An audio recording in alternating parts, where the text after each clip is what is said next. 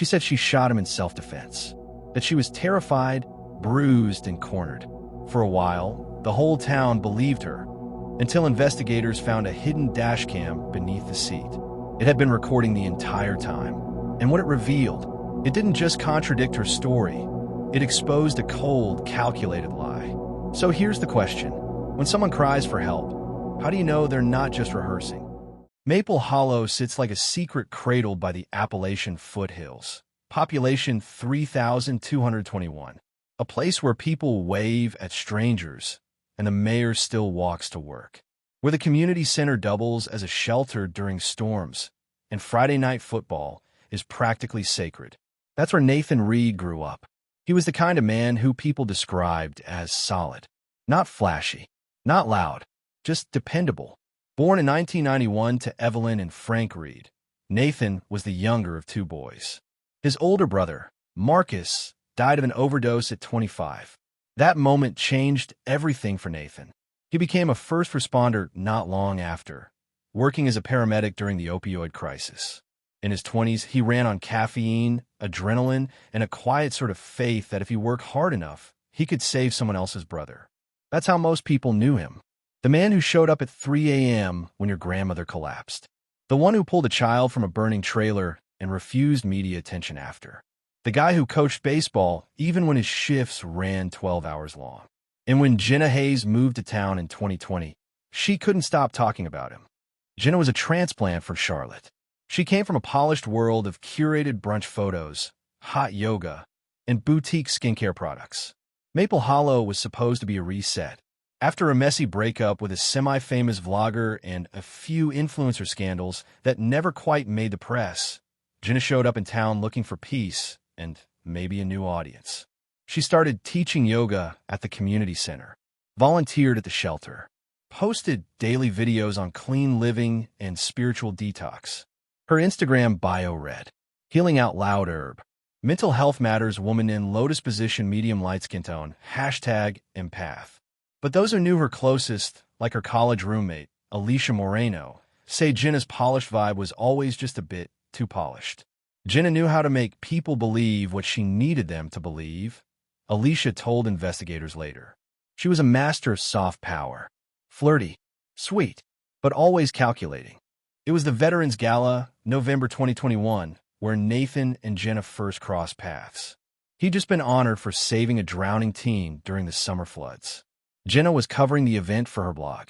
Witnesses said she approached him with a mix of admiration and innocence, asked him for a quote, touched his arm lightly during conversation, laughed a little too long at his jokes. "You're like a real-life hero," she told him. "I didn't know men like you still existed." Nathan smiled, quietly. He wasn't used to attention. He told her she could interview him after dessert. They left the gala together that night.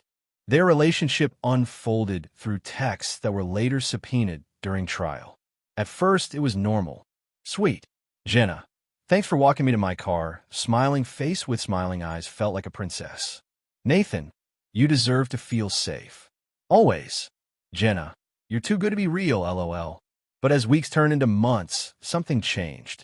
Nathan became more reserved. Jenna more demanding. She sent passive-aggressive voice notes when he worked late. Complained about him canceling dinner due to EMS emergencies. Once, she posted a vague story with a caption, "Dating someone with a hero complex is still dating someone with control issues." To the outside world, they were happy. But Nathan's mother noticed the difference. So did his co-workers. He used to love his job, said Kyle Jensen, Nathan's EMS partner. But near the end, he just looked worn out, like someone waiting for a storm he couldn't see.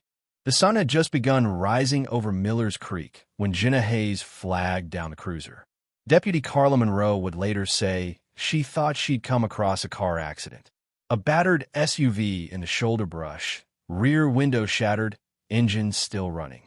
But what stood out wasn't the vehicle. It was the woman in the middle of the road. Torn blouse, bruised cheek, and a black pistol in her hands. Jenna collapsed to her knees as Deputy Monroe approached. Hands in the air, she screamed. "He tried to kill me. I had no choice." Her body trembled. Her voice cracked. Her mascara had run from tears, or perhaps sweat. Monroe secured the weapon, cuffed Jenna loosely for safety, and called in backup. It wasn't until she looked into the car that she saw Nathan Reed's lifeless body, slumped forward over the wheel. Blood soaked through his gray paramedic jacket. Gunshot wound. One to the chest. Close range. Time of death estimated at approximately 6:02 a.m. At the sheriff's department, Jenna was given a warm blanket and a glass of water. Her fingers were still stained with blood. The interview room was small, sterile, and had only one camera. Detectives Ron Fletcher and Maylin Powell took the lead. They let her speak first, and speak she did. "Nathan's been spiraling for weeks," she said through sobs. "He accused me of cheating. He started showing up outside my house, threatening to take back his time. I told him last night to leave me alone, but he said we had a talk, that he wouldn't let me go unless we did. So we met by the creek, and he got violent. He hit me. He reached for the glove box. I thought he had a gun. I shot him. I didn't mean to, I swear to God. I thought he was going to kill me." Detective Powell glanced at Fletcher. Then she asked, "Why was the gun in your purse, Jenna?" Jenna blinked. "Because I was scared. I've had a permit for years. I didn't plan to use it. I swear.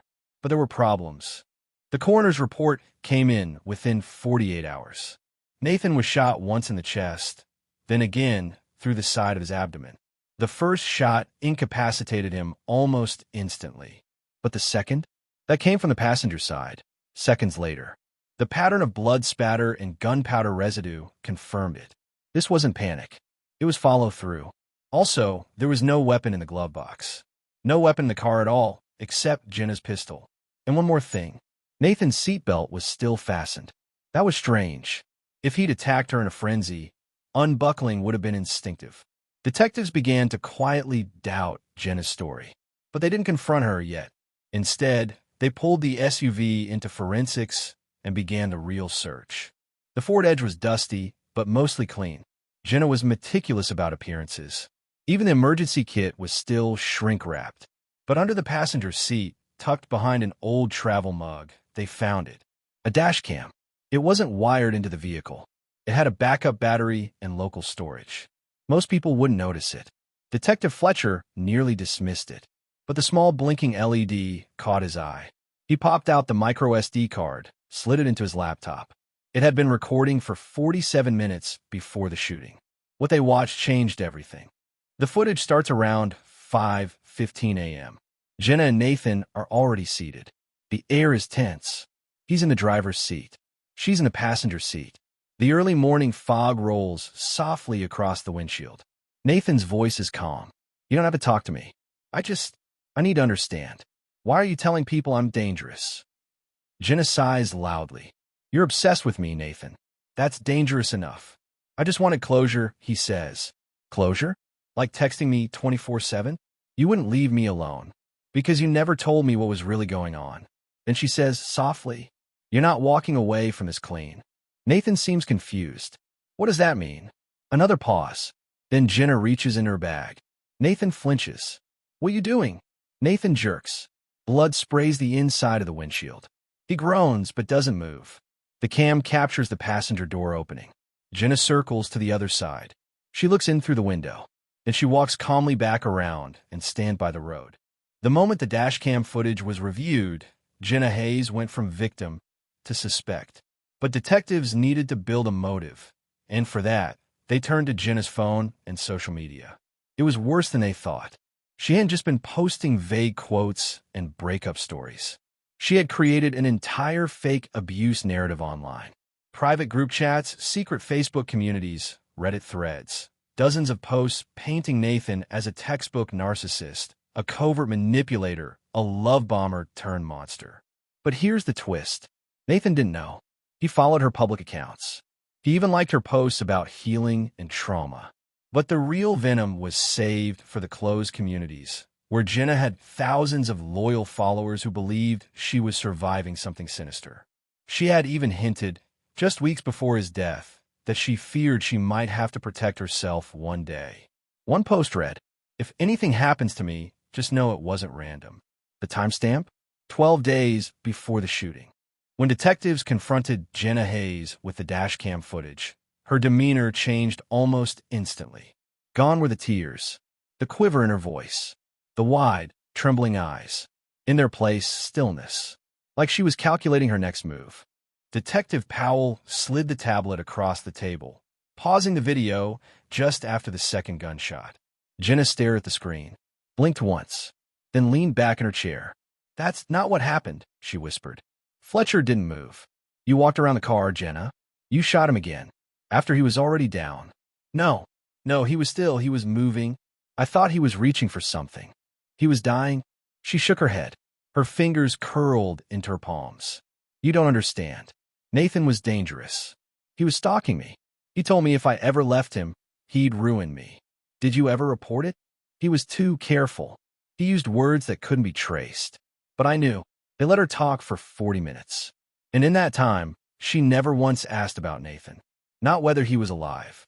Not what the footage showed beyond that moment. Just one question. How much trouble am I in? It was a routine digital sweep that uncovered what the DA would later call the final nail in the coffin. While combing through Jenna's phone, investigators found an app for Allied Mutual Insurance. Inside, a recently submitted life insurance policy. $250,000. Signed and dated February 10th, 2023. The insured, Nathan Reed. Beneficiary, Jenna Hayes. The problem? Nathan never signed it. Jenna had used a scan of his driver's license and forged his e-signature using a stylus on her iPad. They also found email drafts, never sent, to companies seeking brand partnerships. One subject line read, "Surviving an abusive partner. My journey, my platform."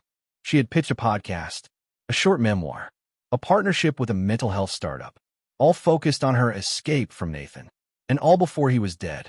Jenna Hayes was arrested on March 17th, 2023, and charged with first-degree murder, fraud, and unlawful possession with intent to defraud. The trial began in Yadkin County Superior Court 8 months later. It was standing room only. Reporters from across the country poured into Maple Hollow, turning the courthouse lawn into a maze of camera tripods and live feeds. Inside, the air was electric with tension.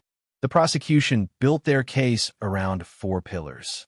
The dashcam footage, the fraudulent insurance policy, Jenna's online narrative, her clear financial and social motives. They presented timelines, chat transcripts, deleted audio recordings from Jenna's phone, and an analysis of her posts. One of the prosecutors, ADA Michelle Keener, stood before the jury with a screenshot of Jenna's Instagram. "This isn't a case of survival," she said. "This is a case of strategy, of manipulation, of a woman who created a villain so she could step into the spotlight as the survivor." Jenna's defense was built on a different narrative. Trauma, dissociation, fear. They brought in a psychologist, Dr. Belinda Caro, who testified that Jenna exhibited signs of complex PTSD and learned helplessness, that in her mind, Nathan posed an existential threat, even if he wasn't physically violent in that moment. They leaned heavily on North Carolina's reasonable belief clause, arguing that if Jenna believed she was in danger, even if she wasn't, that belief could still legally justify her actions. But the dashcam cut through all that. The footage was played in full twice, once during testimony and again during closing arguments. Jurors watched as Jenna, calmly and without provocation, walked to the other side of the SUV and fired a second shot. Her expression was blank, not fearful, not panicked, just resolved. The jury deliberated for just under 7 hours. On October 9th, 2024, the court reconvened. Nathan's family sat in the front row. His mother clutched a photo of him from high school, standing in his baseball uniform, smiling without a care in the world. Jenna wore a gray blouse and minimal makeup. Her hair was pulled back. She looked small. The foreman stood. "Read the verdict. On the charge of second-degree murder, we find the defendant, Jenna Hayes, guilty." A murmur swept through the gallery. Some gasped. Others wept. But Jenna didn't move. Not a tear. Not a word. Like she'd been expecting it all along. Jenna was sentenced to 28 years in prison without the possibility of parole. She now resides at the North Carolina Correctional Institution for Women, where she reportedly teaches yoga to other inmates and is working on a memoir. Her Instagram was deleted, but screenshots and archives continue to circulate in online forums and true crime communities. Nathan's family created the Nathan Reed Foundation, which funds EMS mental health programs and self-defense classes for men and women. Detective Powell still keeps the dashcam on her desk. She says it reminds her that sometimes the most honest witness doesn't speak at all. In the end, Jenna Hayes wasn't rescued. She wasn't cornered, and she wasn't telling the truth. She crafted a story, a convincing one built on bruises, tears, and half-truths. But the dashcam didn't care about her script. It didn't blink. It didn't lie. And Nathan Reed, a man who spent his life saving others, never saw the danger sitting in the passenger seat. Maple Hollow will never be the same. Not because of what happened, but because of how close it came to being believed. So now we ask you, what do you think really about this story? Drop your comments below. And remember, sometimes the most dangerous lies come wrapped in sympathy.